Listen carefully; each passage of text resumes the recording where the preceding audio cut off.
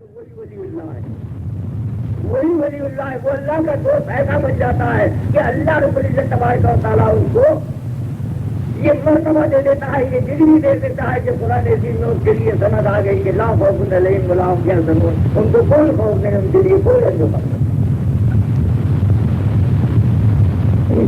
جب میں انگلینڈ گیا تھا تو ابھی ایئرپورٹ پر ہی تھا، لوگوں نے مجھے بتایا کہ یہاں پر بڑا چرچا ہو رہا ہے اولیاء کرام کی کرامتوں کے متعلق، بہت ہی سخت چرچا ہو رہا ہے کہ کوئی ثبوت نہیں، کوئی سند نہیں، اور جس کتاب کو دیکھو اس کتاب میں کرامت کرامت کسی ولی کرامت۔ آج اس کا چرچا بہت ہو رہا ہے، اور اتفاق کی بات یہ ہے کہ آج ہی پلیٹ فارم میں ایک جگہ تقریر ہوئی ہے، اور ہو سکتا ہے کہ آج کو تقریر کرنا پڑے، تو ذرا اس چیز کے اوپر روشنی ڈال دیجیے گا، اس لیے کہ اپنے علماء کرام جو ہے وہ سمجھانے کی بہت کوشش کر رہے ہیں، لیکن لوگوں کی سمجھ میں نہیں آ رہا ہے، اس لیے کہ یہاں کی دنیا سائنس کی دنیا ہے، فلسفے کی دنیا ہے، اور آپ اس کو فلسفے کے رنگ میں سمجھائیں تو سمجھ میں آ جائے گا، ویسے اگر آپ سمجھائیں گے تو شاید سمجھ میں نہ آئے۔ اولیاء کرام رضی اللہ تعالیٰ عنہ کا کرم میرے ہاتھ پر ہو جائے اور کوئی مجھ سے کچھ کہہ دوا دے تو کہہ سکیں گے انشاءاللہ تعالیٰ۔ 7 بجے صبح ہوائی جہاز سے اترے اور وہاں سے چلتے چلتے چلتے چلتے 4 بجے شام کو آپ پہنچے، وہاں آرام اور آپ کچھ نہیں ملا، سے وہیں پہنچے، اور کھانا پینا سے کچھ ہوا، اور راستے میں موٹر روک کر کے وہیں پر سب نے مل کر کے کھانا وانا کھا لیا تو کھا لیا۔ پہنچے کے ساتھ ہی سب نے تقریب بند کر دی، اور بھی پہلے بولے کہ مودی صاحب آئے تو پھر وہی تقریر کریں، سب نے تقریر وہاں پر کی، اور الحمدللہ رب العالمین کے سب کو جتنے وہاں پر حاضرین تھے ان کو مطمئن کر دیا۔ ہم نے کہا کہ دیکھیے جناب، یہ سننے میں آ رہا ہے کہ اولیاء کرام کی کرامتوں کے متعلق لوگ چنی گوئیاں کرتے ہیں اور پوچھتے ہیں کہ اس کا کیا ثبوت، اس کی کیا سند۔ تو ثبوت اور سند مانگنے کی ضرورت وہیں پر پڑتی ہے جس کے لیے کوئی ثبوت نہ ہو، اور جب ایک جگہ ثبوت آ گیا تو ایک جگہ ثبوت بیان کر دینے کے بعد ہر چیز، تو ثبوت اور سند مانگنے کی ضرورت وہیں پر پڑتی ہے جس کے لیے کوئی ثبوت نہ ہو، اور جب ایک جگہ ثبوت آ گیا تو ایک جگہ ثبوت بیان کر دینے کے بعد ہر جگہ اسی ثبوت کو پیش کرنا کوئی ضروری نہیں۔ مثال کے طور پر اہل سنت و جماعت کا عقیدہ یہ ہے کہ کرامات الاولیاء حق، اولیاء کرام کی کرامتیں حق ہے، یہ اہل سنت و جماعت کے اعتقاد میں ہے، اور اعتقاد کی بات جو ہوتی ہے اس کی بنیاد معمولی باتوں کے اوپر نہیں ہوتی، اعتقاد کی بنیاد جو ہوتی ہے وہ قرآن پر ہے، حدیث پر ہے، اجماع امت پر ہے، قیاس پر ہے، 4 چیزوں کے اوپر ہے دلیل، اور ان 4 چیزوں میں سے کسی ایک سے بھی ثابت ہو جائے تو وہ قطعی چیز ہو جاتی ہے۔ اس لیے کہ آپ کے یہاں جو دلیلیں ہیں یہ 4 دلیلیں ہیں، ان 4 کے علاوہ 5ویں دلیل آپ کے یہاں نہیں ہے۔ قرآن سے ثابت ہو قطعی دلیل، حدیث سے ثابت ہو قطعی دلیل، اجماع امت سے ثابت ہو قطعی دلیل، قیاس مجتہد سے ثابت ہو قطعی دلیل، اور ایسی قطعی دلیل ہے کہ ان دلیلوں میں سے کسی ایک سے ثابت ہو جائے ماننا ضروری ہو جاتا ہے، اور انکار کرنا بہت موقع پر کفر بھی ہو جاتا ہے۔ تو دلیلیں قطعی سے جب ثابت ہو جائے تو انکار کرنے کی گنجائش کہاں رہی، اور کرتا ہے انکار سے اس کے معنی یہ ہے کہ وہ کافر ہے، بولتا ہے پیشوا۔ اب آئیے میں آپ کو بتاؤں سب سے پہلا کون سا درجہ ہے؟ سب سے پہلا درجہ قرآن عظیم کا ہے۔ قرآن عظیم سے کرامات اولیاء ثابت ہے یا نہیں ثابت ہے یہ دیکھیے پہلے۔ اب قرآن عظیم میں ہم دیکھتے ہیں تو کرامات اولیاء ہے، ایک جگہ نہیں، 2 جگہ نہیں، کئی جگہ ہے اس کا بیان۔ مثال کے طور پر اہل سنت جماعت کا اعتقاد ہے کہ نبوت اور امامت کے لیے مرد ہی لائق ہے، اور ان دونوں کاموں کے لیے عورت لائق نہیں، یعنی نبوت اور امامت عورت کو نہیں ملی، کوئی عورت نبی نہیں بنی ہے عقیدہ۔ لیکن ہم قرآن عظیم میں دیکھتے ہیں کہ کچھ عورتوں کا ذکر ہے، مثلاً حضرت مریم کا ذکر ہے قرآن عظیم میں،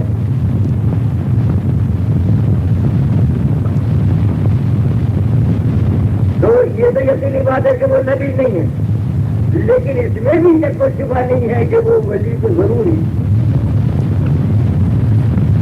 ولایت کے لیے یہ شرط نہیں لگائی گئی ہے کہ اس کے لیے مرد بھی ہونا چاہیے، ولایت کے لیے یہ شرط نہیں ہے، البتہ نبوت کے لیے شرط ہے، رسالت کے لیے یہ شرط ہے کہ مرد ہی ہونا چاہیے۔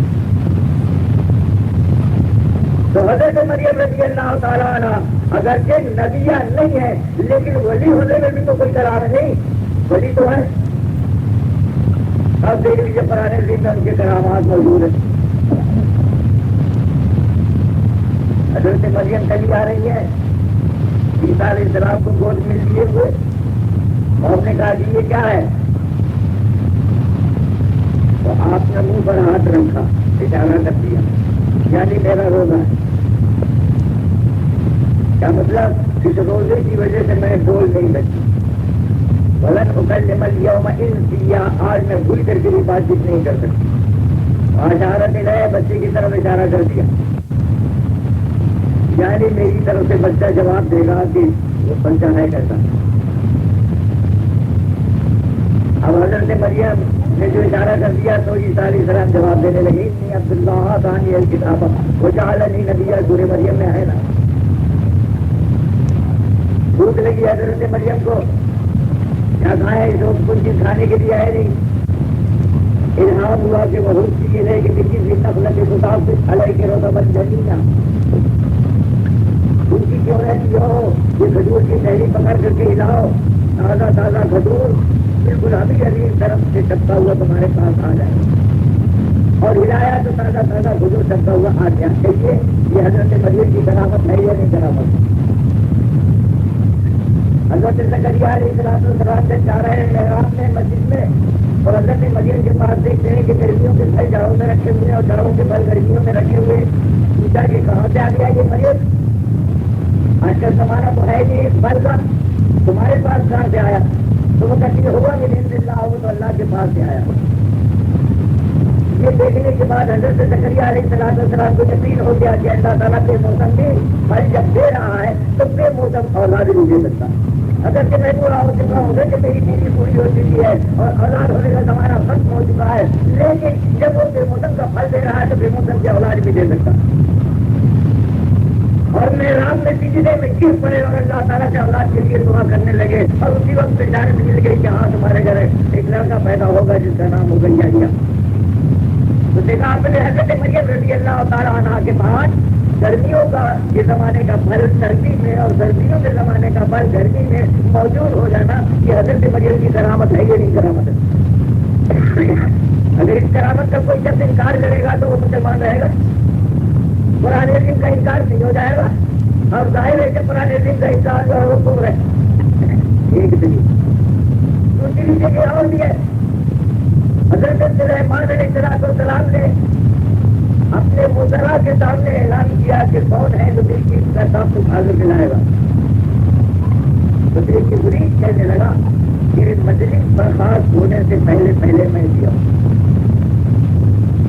اتنا بڑا تختہ ہے، ہزاروں من کا تختہ ہے، ایک دو من کا نہیں، اس میں تقریباً 18,000 آدمیوں کے بیٹھنے کی جگہ، وہ بھی بیٹھنے کی جگہ جیسے کہ ہم اور آپ بیٹھے ہوئے نہیں، بلکہ ایک ایک کرسی سونے کی اور چاندی کی لگی ہوئی ہوتی ہے، اور جواہرات بہت ٹٹے ہوئے رکتے ہوئے، اتنا بھاری ہو کے ہمارا تنت ہوگا۔ کہاں سے؟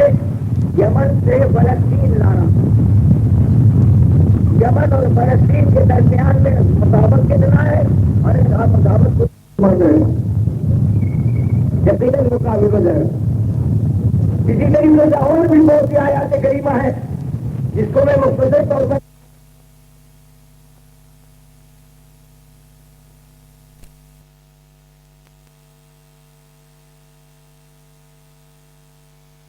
کا بھی وجہ ہے. اسی طریقے سے اور بھی بہت سی آیات کریمہ ہیں جس کو میں مختصر طور پر کہنے کے بعد آگے نہیں بیان کرتا. حدیث شریف میں آیا ہے سرکار دو عالم صلی اللہ تعالی وسلم فرماتے کہ ہاں حدیث شریف میں دے دوں. ایک بیوی ہے حضرت زائدہ ان کا نام ہے, عورت ہیں, خادمہ ہیں, فاروق اعظم رضی اللہ تعالیٰ عنہ کی لوڈی. کام کیا سپرد کر رکھا ہے فاروق اعظم رضی اللہ تعالیٰ عنہ نے؟ کام یہ سپرد کر کے رکھا ہے کہ جنگل جائیں اور وہاں سے لکڑی لایا کریں. حضرت زاہدہ چلی گئی جنگل میں لکڑی لینے کے لیے, ادھر ادھر سے لکڑی بٹور کر کے جمع کر کے جو رکھا تو بڑا بھاری گٹھر ہو گیا. اتنا بھاری گٹھر ہو گیا کہ ان سے اٹھا نہیں مل رہا تھا. انتظار میں تھی کہ ادھر سے کوئی آدمی آنے جانے والا ہو تو ان سے کہیں کہ ذرا بھائی اٹھا کر کے ہمارے سر پر رکھ دو. کوئی آیا نہیں, بڑی دیر ہو گئی. کیا دیکھتی ہے کہ بڑی پاکیزہ خوشبو آئی تو اب ادھر ادھر دیکھنے لگی کہ یہ خوشبو کہاں سے آ رہی ہے. دیکھا کہ دور سے ایک سفید پوش چلے آ رہے ہیں. آئے اور انہوں نے زائدہ کا نام لیا, زائدہ السلام علیکم. حضرت زائدہ رضی اللہ تعالیٰ عنہ نے جواب دیا. وہ کہنے لگے کہ میں خازن جنت رضوان ہوں, میں خازن جنت رضوان ہوں. تم محمد صلی اللہ تعالی علیہ وسلم کو جانتی ہو؟ کہنے لگے بڑا ہے جی آپ کیا کہہ رہے ہیں, ان کے اوپر تو ایمان لائے ہیں, ہم ان کا کلمہ پڑھتے ہیں, پھر جاننے نہ جاننے کا سوال ہی کیسا. کہنے لگے کہ کیا میرا ایک پیغام پہنچا دو گے تو؟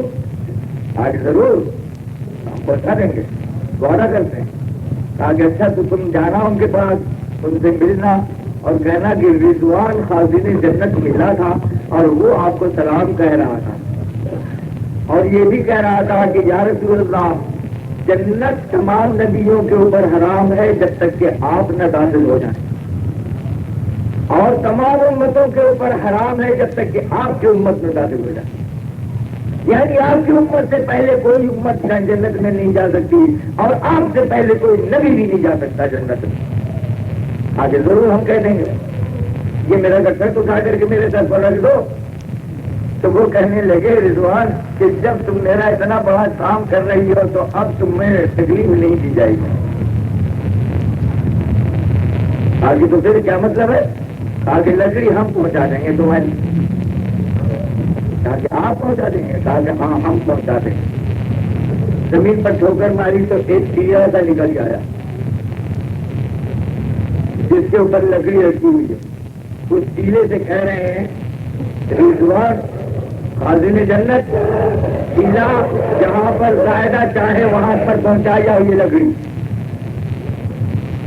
اور وہ لکڑی جو ہے وہ تیلا جو ہے وہ چلنے لگا, اسی کے اوپر وہ لکڑی رکھی ہوئی. چلتے چلتے چلتے چلتے جب فاروق اعظم رضی اللہ تعالیٰ عنہ کا گھر آ گیا تو زائدہ کہنے لگی بس یہیں پر رک جاؤ.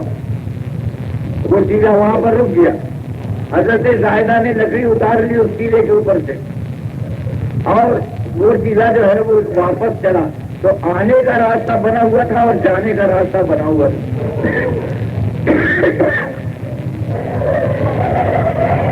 حضرت زائدہ رضی اللہ تعالیٰ عنہ اپنا سارا واقعہ پہلے فاروق اعظم رضی اللہ تعالیٰ عنہ سے بیان کرتی ہیں کہ اس طریقے سے رضوان ملے تھے, بڑے سفید پاکیزہ کپڑے پہنے ہوئے تھے اور بڑی پاکیزہ خوشبو آ رہی تھی ان کے جسم سے, اور انہوں نے ہماری لکڑی گھر پہنچا دی ہے. تیلے کو کاغذ لے کر کے جہاں تک تیلا جو ہے وہ خود چلتا ہوا یہاں تک آیا تھا.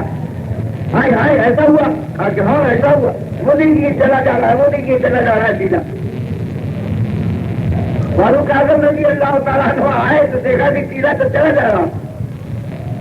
وہ دوڑے دوڑے گئے مسجد نبوی میں, سرکار دو عالم صلی اللہ تعالی وسلم درج کیا یا رسول اللہ ایسا واقعہ ہوا ابھی. سرکار دو عالم صلی اللہ تعالی وسلم ہمارے جوش کے فوراً کھڑے ہو گئے اور اللہ اکبر کا نعرہ بلند کیا. اس خوشی میں کہ الحمدللہ میری امت میں ایسے ایسے مقبول بندے ہیں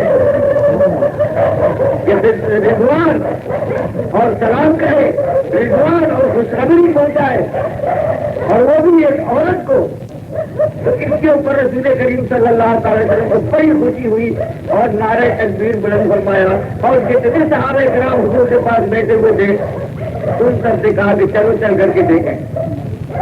اب وہ سیدھا تو جا چکا تھا، لیکن آنے کا راستہ، جانے کا راستہ، نشانات بنے ہوئے تھے، اس لیے کہ زمین چیر کر کے وہ آ رہا تھا اور زمین چیر کر کے جا رہا تھا، تو جانے کا اور آنے کا دونوں راستے بنے ہوئے تھے۔ جب یہ نشان دیکھا رسول کریم صلی اللہ علیہ وسلم نے تو پھر مارے خوشی کے نعرہ تکبیر بلند فرمایا اور صحابہ کرام رضی اللہ تعالیٰ عنہ نے بھی ساتھ دیا۔ یہ حضرت زاہدہ کی کرامت ہے یا نہیں ہے؟ اس حدیث کو میں نے دو جگہ دیکھا ہے کتابوں میں۔ ایک تو ہے حیات الحیوان، علامہ دمیری رحمۃ اللہ تعالیٰ علیہ کی تصدیق، انہوں نے سند کے ساتھ